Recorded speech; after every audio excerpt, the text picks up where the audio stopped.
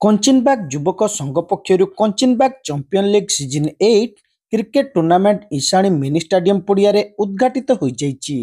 समाजसेवी भागीरथी माझी मुख्य अतिथि भाव जोगदे यह टूर्नामेंट को आनुष्ठानिक भाव उद्घाटन करथिले। कमिटीर सभापति तथा सरपंच प्रतिनिधि सुशांत शतपथी पौरोहित्य आयोजित उद्घाटनी कार्यक्रम में समाजसेवी भगवान दास मुख्य वक्ता भाव जोगदे क्रिकेट खेल द्वारा शारीरिक एवं मानसिक चाप दूर होता है। एसहित आयोजकों उद्यम को से भूयसी प्रशंसा करथिले। 35 वर्ष ऊर्ध्व बयसर खेलाड़ी मानकु नहीं चलित वर्ष यह टूर्नामेंट अनुष्ठित होउतबा बेले आयोजक कमिटीर सभापति श्री शतपथी सूचना दैछंती।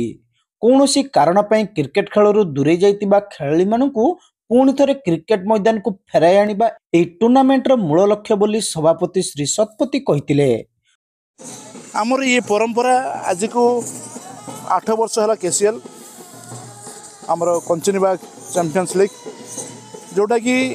कंचिनबाग बाबुली भाई स्वर्गत बाबुली भाई सत्यनाथ माझी थिबा समय ये टूर्नामेंट आरंभ करा उद्देश्य आम ये केसीएल को समर्पी देचु तथा कही रखे ये केसीएल यही मिनी स्टाडियम रे प्रथम थर करी खेल हो पूर्वर से कंचनबाग करुले तेणु आम मान समस्त सहयोग क्रमे ये मिनी स्टाडियम आज शुभारंभ होता सहित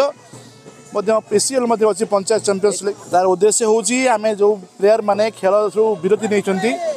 से आम डाक गोटे भाईचारार संपर्क किभली भाव स्थापित हो पार आ परस्पर मध्य ये जो खेल ठू दूरे जाइथिबा पिला माने से डाक 35 वर्ष ऊर्ध्व से समस्ते ये फर्म पकड़े भाग नहीं ऑक्शन जरिया किना बेका हो 6 गोटी दल ये अंशग्रहण कर आशा रखी ये टूर्नामेंट ये अंचलवासी तथा पंचायतवासी को खूब मनोरंजन कर 16 ରୁ 24 पर्यंत अच्छी आम कम्युनिटी सहित जड़ित रही आ गोटे भाईचारा सुंदर भाईचारा वातावरण नहीं आम सहित रे सी आम उद्देश्य किसी ना ये कौन उद्देश्य ना गोटे संपर्क सुसंपर्क स्थापन करने आम उद्देश्य रही। देखो आज्ञा बीपीएल ओपीएल आईपीएल तो बहुत आड़े होती पीसीएल खेल कर पंचायत प्रीमियर लीग सेटा एक्चुअली गोटे 35 वर्ष ऊर्ध्व आइडिया कर मैंने 20 वर्ष आगुरी खेलुले आम खेल को बहुत भल पाते किंतु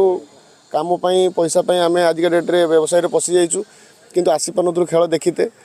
एबे आम ये पीसीएल द्वारा खेल होची आम आयोजित कर खेलिकी आम उपभोग करवा से जिनसा बहुत भल लगुच आया खेल आगू को हवा दरकार जेहेतु जे मैंने खेल भल पाते से आसिक निज खेल प्रदर्शन देखिए यही मध्यम ही जे मैंने खेलुले से निज खेलटा को सुधारे प्लस व्यवसाय भी से जीवन यापन करेंगे लाइफ टाइम भी भल समस्त भल रही। 6टी क्रिकेट टीम को नहीं अनुष्ठित यह टूर्नामेंटर प्रथम मैच स्किन टच 11 एवं मनीषा फाइटर्स मध्य अनुष्ठित होता बेले द्वितीय मैच टी भेटरान 11 एवं वर्षा 11 मध्य खेला जाइतिला। समस्त मैच गुड़िक 12 ओवर विशिष्ट खेल बोली कमिटीर संपादक सुदर्शन माझी सूचना दैछंती। यह टूर्नामेंट जनवरी 24 तारिख पर्यंत चलिबो एवं फाइनल मैच जनवरी 24 तारिख दिन अनुष्ठित हेबो बोली आयोजक कमिटीर कर्मकर्ता माने सूचना दैछंती। सुरेश माझी, प्रदीप माझी, उमाकांत माझी, शेख रबानी, मनोरंजन माझी, सुजय माझी, दिलीप माझी, अमित माझी, राजेंद्र माझी, राजू मल्लिक प्रमुख टूर्नामेंट परिचालन में सक्रिय सहयोग करथिले।